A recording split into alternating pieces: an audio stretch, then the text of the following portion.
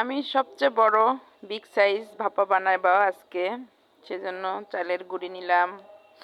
চালের গুঁড়িগুলো আমার ফ্রিজে ছিল, একবারে ঝরঝরা। এর মধ্যে সামান্য পরিমাণ স্বাদ মতো লবণ, চিনি দিলাম হালকা একটু, আর সামান্য কুসুম কুসুম গরম পানি দিয়ে সব গুঁড়িগুলো আস্তে আস্তে মাখা শুরু করলাম। গুঁড়িগুলো অনেক ঝরঝরা ছিল। আমি কিন্তু গুঁড়িগুলো চালি নাই, চালা ছাড়াই আমি ভাপা তৈরি করেছি।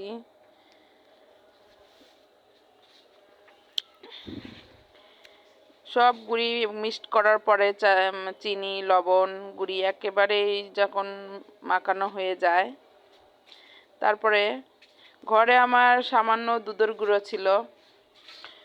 এই পিঠেতে যদি দুধের গুঁড়ো দেওয়া যায় আরও সুন্দর একটি ফ্লেভার আসে, খাইতেও টেস্ট লাগে।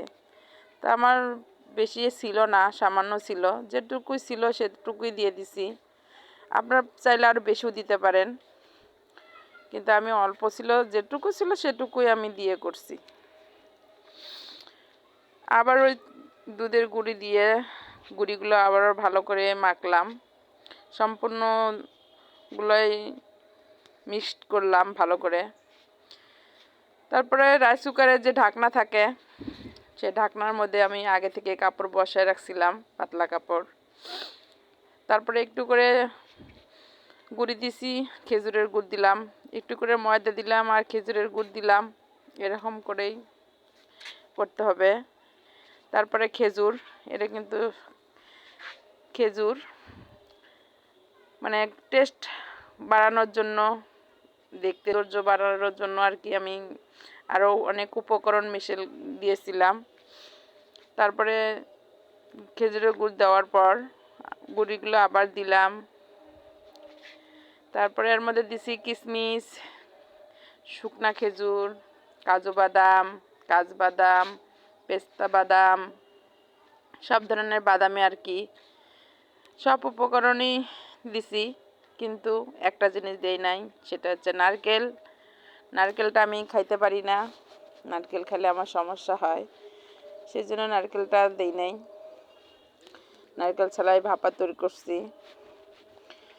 আর বড় ভাপা রাইস কুকারে যদি ভালো মতো না হয়, ওই জন্য না পাই আমি গ্যাসের চুলাত বানাইছি।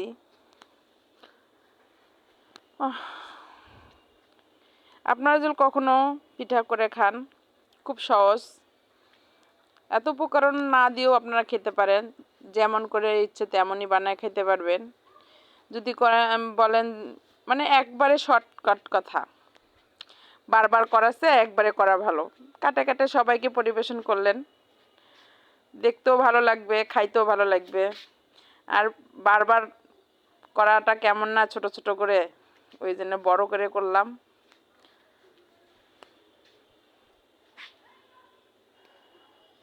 কেটে কেটে জানি খাওয়া যায়, খাইতে আসলে টেস্ট হয়েছিল। একবার বানায় খায় দেখবেন কেমন লাগে।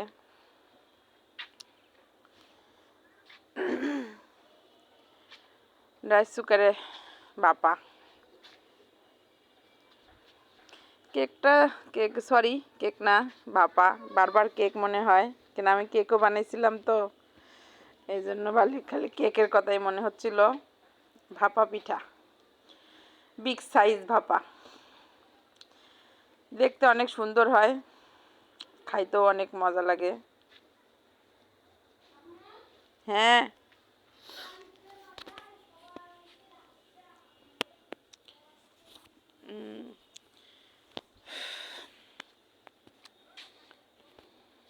ভাপাটা দেখতেও সুন্দর, খাইতেও সুন্দর।